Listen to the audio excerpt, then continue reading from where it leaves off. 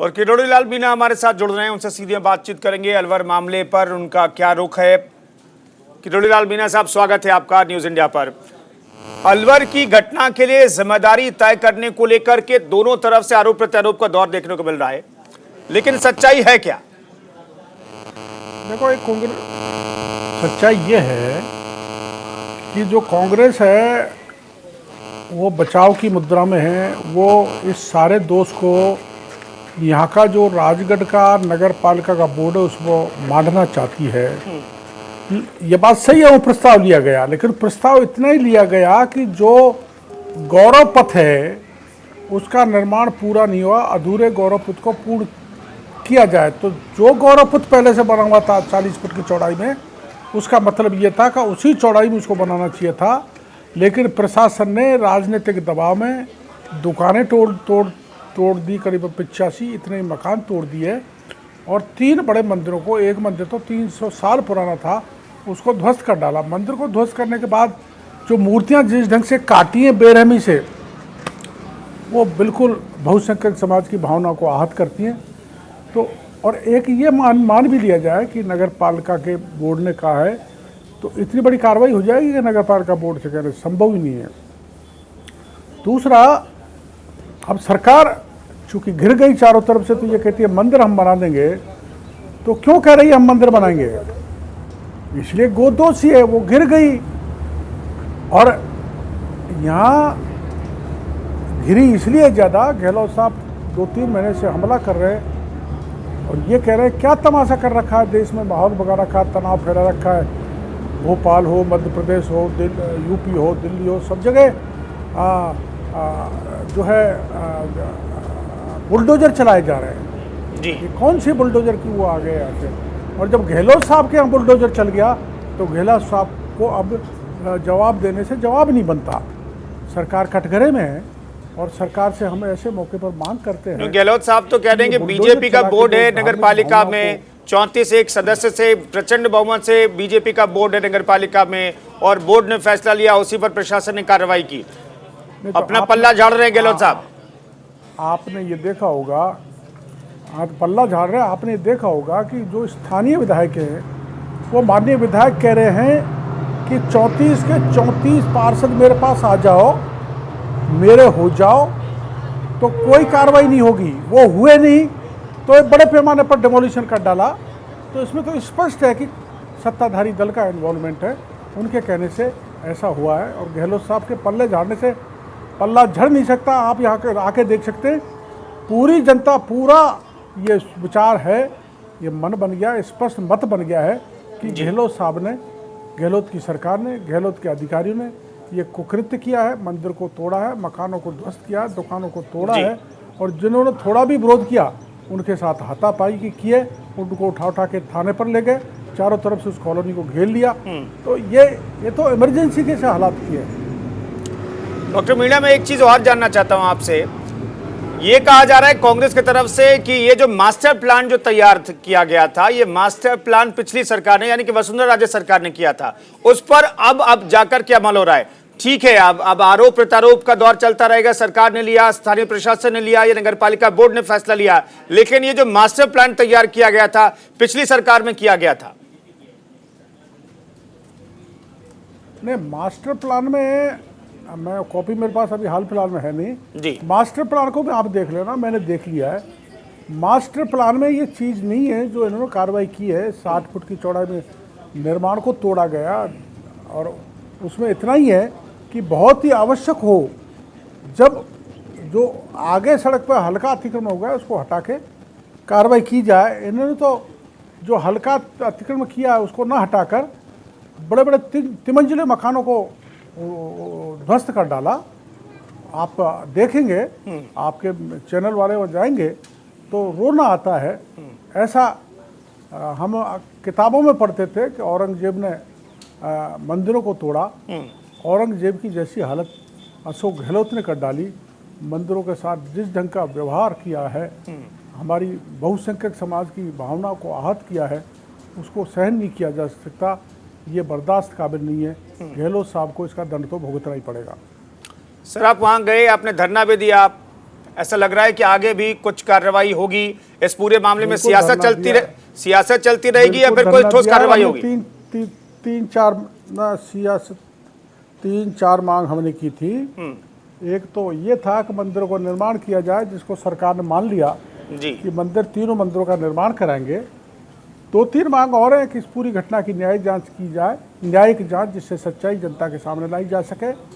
जिन अधिकारियों ने ये अंधाधुंध डिमोलिशन किया है, उनके खिलाफ दंडात्मक कार्रवाई की जाए। और जिन्होंने पट्टे ले रखे हैं, परमिशन ले रखी है नगर पालिका की, और जिनके पास लीगल डॉक्यूमेंट है, उनके स्ट्रक्चर ध्वस्त कर डाले, उनको कंपनसेट किया जाए, उनको मुआवजा दिया जाए। ये हमारी मांग है। तो एक मांग तो मानी है सरकार ने कि हम मंदिरों का निर्माण करेंगे। बाकी मांगों को भी पूरी कराने के लिए मैंने पार्टी को निवेदन किया है कि पहले राज्यपाल को मिले और एक विधायकों का, जनप्रतिनिधि जितने भी बीजेपी के हैं राजस्थान में, वो धरना दे, तो शायद पार्टी इससे गंभीरता से विचार कर रही है और इस मामले को आगे बढ़ाएगी और सरकार को मजबूर करेगी इन मांगों को पूरा करने की। किरोड़ीलाल मीणा साहब, एक चीज मैं और जानना चाहता हूं। आप लोगों ने कहा कि ये दिल्ली का बदला जो है राजस्थान के अलवर में कांग्रेस ने निकाला है। आपको भी ऐसा लगता है कि दिल्ली का ये रिएक्शन है, उसका रिटर्न गिफ्ट है? नहीं, मैं ये तो नहीं कहूँगा, लेकिन तुष्टीकरण की पराकाष्ठा है और प्रशासन की मल्टीपल फेलियर है कि ये राजगढ़ में मंदिरों को तोड़ा गया और अब भी सरकार मानने को तैयार नहीं है। इसलिए कोई जानबूझ के करना ये मैं नहीं मानता, लेकिन सरकार की सोच निश्चित रूप से प्रकट होती है कि वो एक बहुसंख्यक समाज के और हिंदू समाज के विरोध में है।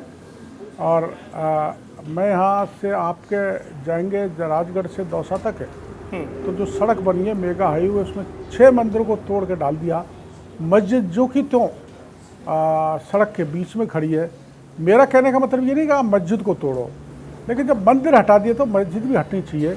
ये जो तुष्टीकरण है गहलोत सरकार का, ये बर्दाश्त के काबिल नहीं है। ये गहलोत साहब जो बहुसंख्यक समाज को तंग कर रहे हैं, ये उचित नहीं है, ये सा मेरा मानना है। किरोड़ीलाल मीणा साहब, आप एक चीज आप बता रहे हैं कि भाई बाकी सड़कें भी बनाई गई, सड़कों को चौड़ीकरण किया गया, लेकिन जो मस्जिदें सामने आई बीच में, तो रास्ते अलग करके बना दिए गए, मस्जिदें वहीं पर है। ये कौन से सड़क के कहां पर ये सड़क बनी है? यस, ये सड़क राजगढ़ से जाएगी, राजगढ़ से बांदीकुई, दौसा से लालसोट, दौसा से लालसोट के बीच ऑफ टेक पॉइंट पे मस्जिद सुरक्षित है जी। और वहाँ से जितने भी मंदिर पड़े उनको सारों को मेरे पास लिस्ट है, मैं आपके मीडिया वालों को दे दूंगा। 5 मंदिरों को ध्वस्त करके दूर कर दिया, मंदिरों को, मस्जिद नहीं हटाई जी। किरोड़ीलाल जी, एक चीज और मैं जानना चाहता हूँ। मैं शिकायत कर चुका हूँ इसकी। ठीक है, आपने शिकायत की है। मैं एक चीज और जानना चाहता हूँ। मामला दर्ज हुआ है ईओ और एसडीएम पर।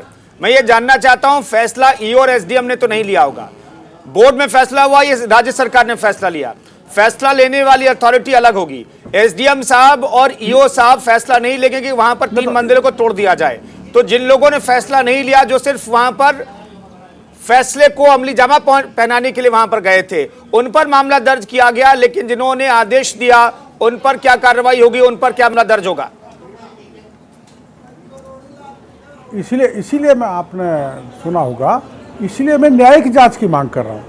न्यायिक जांच के बाद दोषी कौन है, निर्दोष कौन है, किस पे एक्शन किया जाना चाहिए, इसलिए मांग कर रहे। तो सरकार को न्यायिक जांच कराने में क्या दिक्कत है, ताकि निर्दोष फंसे नहीं, दोषी बचे नहीं।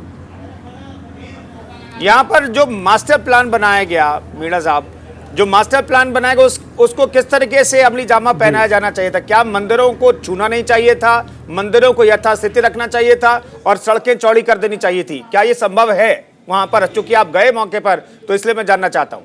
नहीं, मास्टर प्लान में यही है कि बहुत ही जरूरी हो जब सड़कों को चौड़ी करो। इतना बड़े पैमाने पर मास्टर प्लान में लिखा है निर्माण नहीं तोड़े जाने चाहिए।